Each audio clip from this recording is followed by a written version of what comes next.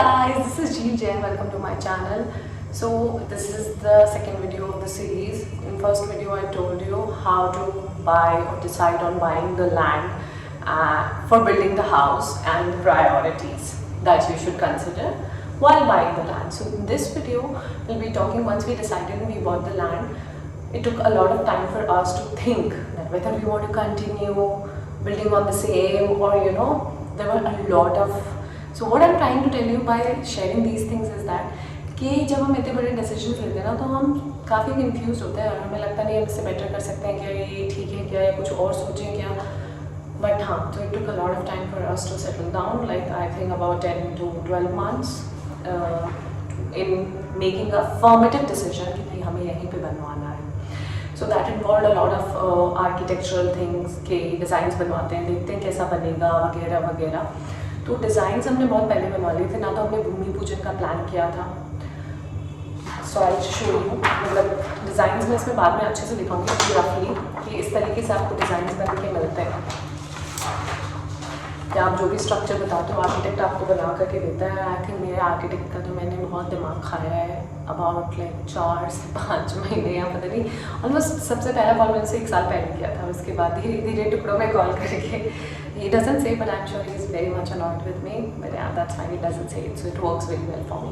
So हमने designs बनवाए. एक हमें आर्किटेक्ट मिला था, उसने हमसे 15,000 रुपये लिए, and it was worthless designs, बिल्कुल भी अच्छे नहीं थे. did not feel like he knew his game.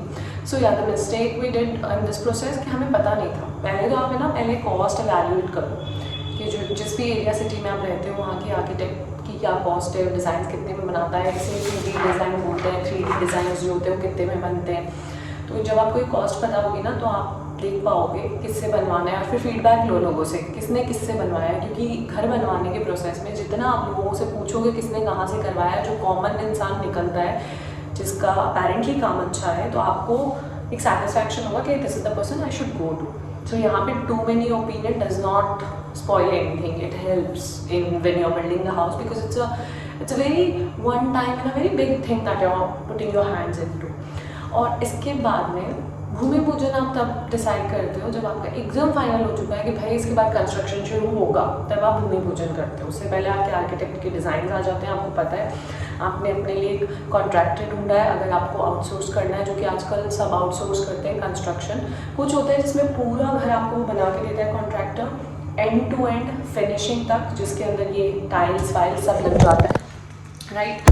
But हमें ऐसे करना था कि हमें सिर्फ सीमेंट वाला ढांचा पूरा बनवाना था, फ्लोर्स वाइज, बट अंदर का हमें नहीं देना था. पूरा ठेके भी बोलते हैं जो इसे लोकल लैंग्वेज है, सॉरी लाइट आ रही पीछे से, तो वो हमें नहीं करना था. So what we did, we found a person who would just build the building, खड़ा करेगा ढांचा. And when you found your person, इसमें भी कॉस्ट होती है पर स्क्वायर फीट. हाँ पापा गेट बज रहा है, प्लीज आप ये गेट बंद कर दो ना.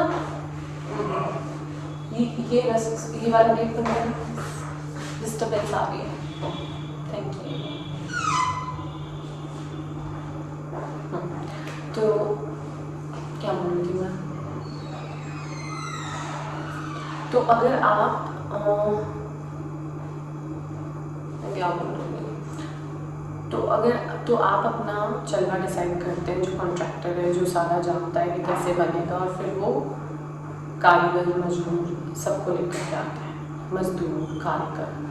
तो आप अपना कॉन्ट्रैक्टर डिसाइड करते हो जिसका उसका काम का सैंपल देखना चाहिए हमेशा. जो भी इंसान को आप अपना घर बनाने को दे रहे हो, तो आप उसके जो पहले बनाए हुए मकान है वहाँ जा कर के देखो कि वो कैसे बने हैं, उनके डिज़ाइन क्वालिटी क्या है, और कितने साल पुराने मकान है, अभी उनकी क्या कंडीशन है. क्योंकि आपको मकान के इंटीरियर से वो फैंसी लग सकता है, बट जब आप देख लो कहीं सीलन आ रही है नहीं आ रही है, तो इससे आपको पता चल जाएगा कि अच्छा काम नहीं किया है. अगर 10 साल पुराना मकान है उसमें सीलन आ रही है, 3 साल पुराना मकान है सीलन आ रही है, तो आपको पता चल जाएगा अच्छा काम नहीं किया है. तो आप जाकर के इवैल्यूएट करो उसका काम, देन फाइनलाइज करो कि आपको किसको वो काम करने के लिए देना है. फिर वो जो आपका चलवा होगा, कॉन्ट्रैक्टर होगा, उसके पास मजदूर मिस्त्री जो भी ये कारीगर होते हैं जो मकान बनाते हैं वो होते हैं, और इसकी पर स्क्वायर फीट कॉस्ट होती है. That's what I was saying, इसकी पर स्क्वायर फीट कॉस्ट होती है. वो उस कॉस्ट पे आपको वो सीमेंट की बिल्डिंग बना करके देते हैं। तो वो हर जगह की अलग होती है। तो आपकी सिटी की जो है आपको कॉस्ट पता करो, उसमें कुछ नेगोशिएबल भी होते हैं, कुछ नहीं भी होते, कुछ की सब जगह स्टैंडर्ड होती है, कुछ में कम ज़्यादा होता है। जिसमें आरसीसी का जो मकान बनता है वो ज़्यादा होता है और जो पट्टी का मकान बनता है वो कम होता है। तो 3 मंजिल से ज़्यादा अगर आपको बनाना है तो वो आरसीसी का बनेगा, जिसमें सरिये लगते हैं। और 3 मंजिल से कम बनाना है, 3 मंजिल तक बनाना है तो पट्टी का बनता है, जो पुराने ज़माने में बनता था।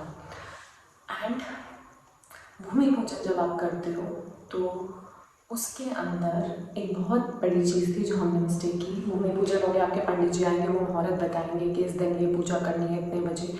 फिर एक दिशा में वो बताएंगे कि खड्डा खोदते हैं काफ़ी डीप, लाइक 6-7 फीट, मतलब काफ़ी गहरा खड्डा। फिर वहाँ पे कुछ पूजा की चीज़ें रखी जाती हैं और मतलब घर का एक इंसान रखता है। इन दिस केस मैंने करा था वो पूजा वहाँ पे जा कर के खड्डे में, और फिर उसको बंद कर दिया जाता है। उसको कहते हैं पाया रखना, मतलब हमने पहला ईंट रख दिया है मकान बनने के लिए।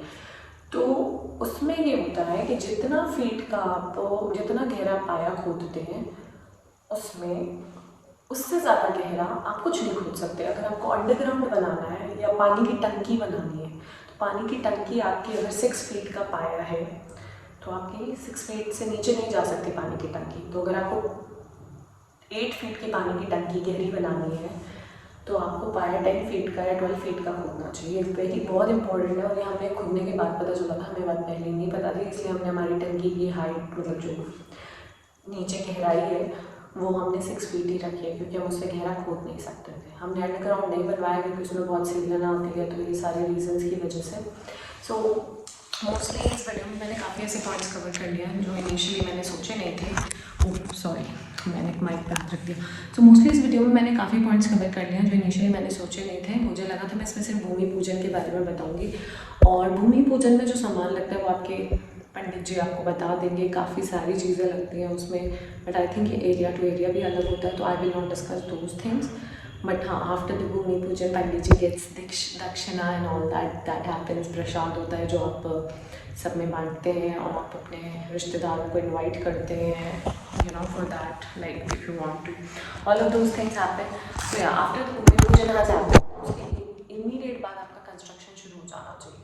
आप उसमें डिले नहीं कर सकते because that's not taken as a very good sign. So yeah, that's about this video. In the next video I will talk about कि अब सामान खरीदना है आपको, बजरी, सीमेंट, ईंट, तो how do you plan, organize, meet the people, all these vendors, and how do you reach out to these people and everything in the next video, how we did it. So until then, bye bye, take care.